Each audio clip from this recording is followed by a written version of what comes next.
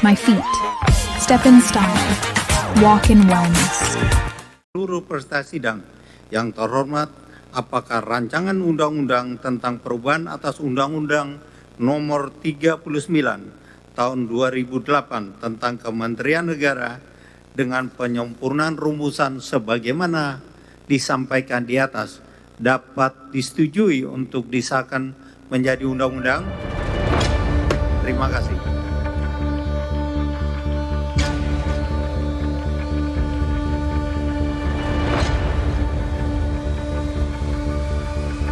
Rapat paripurna DPR mengesahkan revisi Undang-Undang Kementerian Negara menjadi undang-undang. Salah satu poin penting, kini Presiden punya kebebasan penuh menambah jumlah kementerian sesuai kebutuhan. Padahal sebelumnya, Kementerian Negara dibatasi hanya 34 institusi. Ketua Harian DPP Partai Gerindra, Sufmi Dasko Ahmad menyebut penambahan kementerian di pemerintahan Prabowo Gibran untuk optimalisasi memenuhi janji kampanye. Jumlah sampai dengan sekarang masih kita simulasikan bahwa penambahan kementerian itu adalah untuk optimalisasi daripada tugas-tugas kementerian dalam rangka kita itu memenuhi janji kampanye yang kemudian ada di Astacita, program dan program aksi yang kemarin dilakukan pada saat kampanye. Nah, sehingga jumlah itu ada yang bilang 44, ada yang bilang 42, ada yang bilang 40. Kita juga masih melakukan simulasi, mungkin nomenklatur maupun orang itu baru akan final H-7 atau H-5 kali mungkin begitu.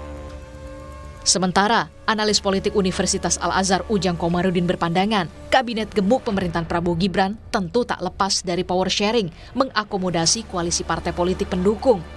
Untuk efektivitasnya bisa dilihat di 100 hari pertama. Tadi koalisi yang gemuk, koalisi yang besar, ini berimpact kepada, kalau menurut saya ya tetap saja power sharing. Power sharing. Ya, power sharing. Dan ini suka tidak suka, ya senang tidak senang, ya akan dilakukan oleh Pak Prabowo. Dan dalam konteks politik itu sah saja dilakukan oleh pemerintahan yang baru. Oleh karena itu kita melihat dan menyaksikan ketika kabinetnya gemoy, gitu, gemuk, maka akan kita uji dalam konteks 100 hari nanti. Apakah memang betul-betul efektif atau tidak. Tetapi tadi langkah-langkah yang harus dilakukan adalah mengatur ritme kabinet agar betul-betul berjalan dengan sesuai ritmenya. Jika kita melihat jumlah komposisi menteri di kabinet setelah masa reformasi, pemerintahan Prabowo Gibran lah yang posturnya paling gemuk. Kabinet Presiden B.J. Habibie, 36 menteri. Kabinet Presiden Abdurrahman Wahid alias Gus Dur, 34 menteri. Sementara, Kabinet Presiden Megawati Soekarno Putri, 30 menteri. Dan Kabinet Presiden Susilo Bambang Yudhoyono serta Presiden Joko Widodo, 34 menteri. Saya berharap semua kontribusi dan dedikasi ini.